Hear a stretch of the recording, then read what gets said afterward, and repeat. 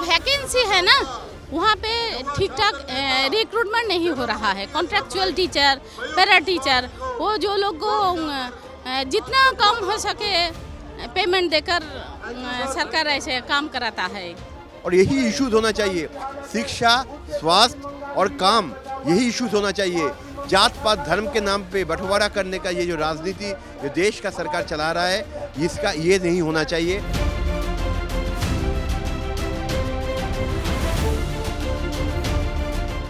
नमस्कार, news click में बहुत स्वागत है। अभी हम मौजूद हैं संसद भवन के कुछ सौ मीटर दूर जंतर मंतर पर, जहां पर देश भर में जो शिक्षक, खासकर स्कूली शिक्षा में जुड़े शिक्षक हैं, वो प्रदर्शन कर रहे हैं। इनके मुख्यतः दो बड़े सवाल हैं जिसको लेकर ये आए हैं।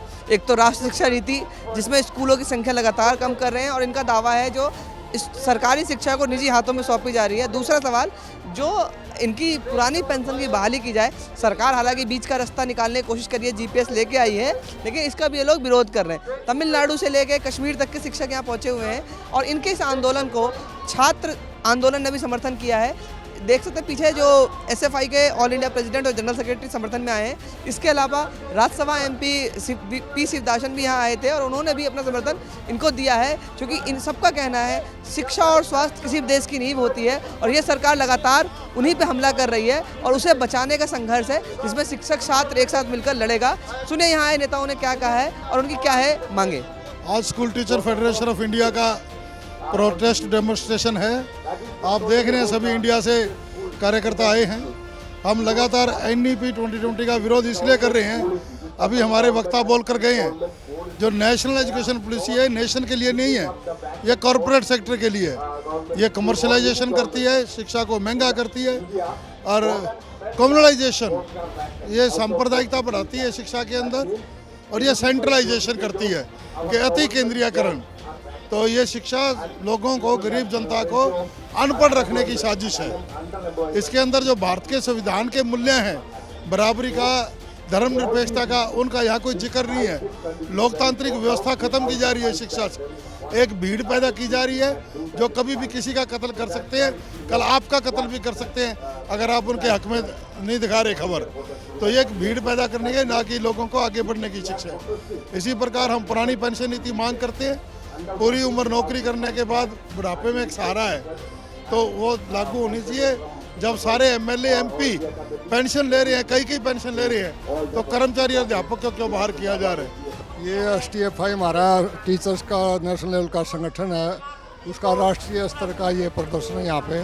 तो मुख्य इशू इसमें ये है कि एक तो एनईपी 2020 जो राष्ट्रीय शिक्षा नीति, उसको सरकार उसका रिवील करे, उसको वापस ले, और एक इसमें जो एनपीएस को ओपीएस में कन्वर्ट किया जाए, और बाकी जो शिक्षा का बजट है बढ़ाया जाए, और इसके साथ साथ जो रेगुलर भर्ती की जाए, कच्चे कर्मचारियों को पक्का किया जाए।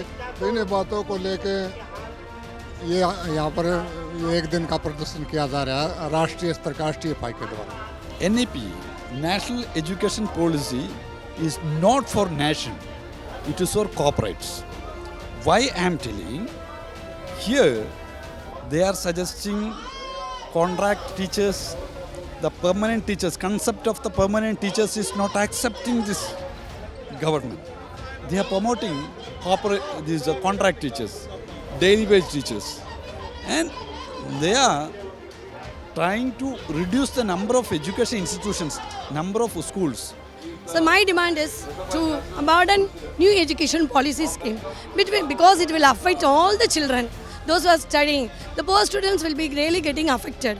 Only the corporate matriculations as well as the CBSE will be getting well versed in this. So the Modi government has introduced this policy to help the corporates, not to help the poor students.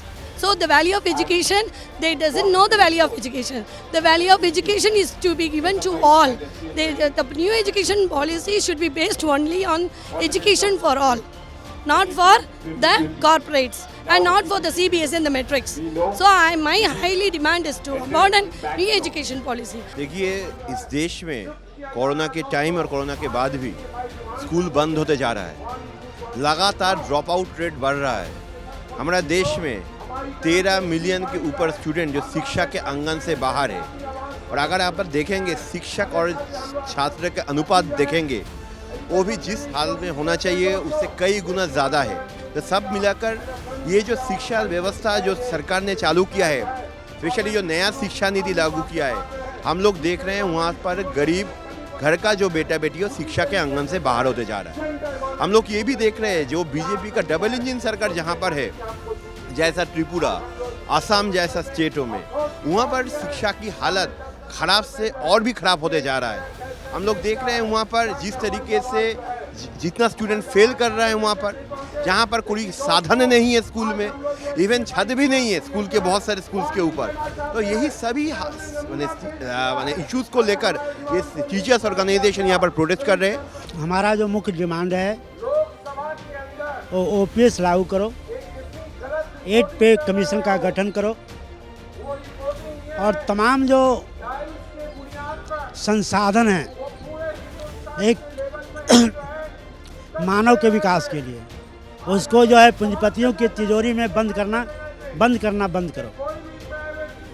शिक्षा, स्वास्थ्य, जंगल, जमीन, अन्न, तमाम जो संसाधन उसको भाजपा की जो सरकार है केंद्र में या राज्यों में प्रत्यक्ष तौर पर सरकार है, सारा काम यही कर रहा है, इसलिए इसको बंद किया। शिक्षक जो एनईपी है 2020 एक सरकारी दस्तावेज है सार्वजनिक शिक्षा को निजी क्षेत्रों में करने का, इसलिए इसको वापस लो और पूरे हिंदुस्तान में कॉमन स्कूल सिस्टम लागू करो, समान स्कूल प्रणाली लागू करो, यही हमारा डिमांड है।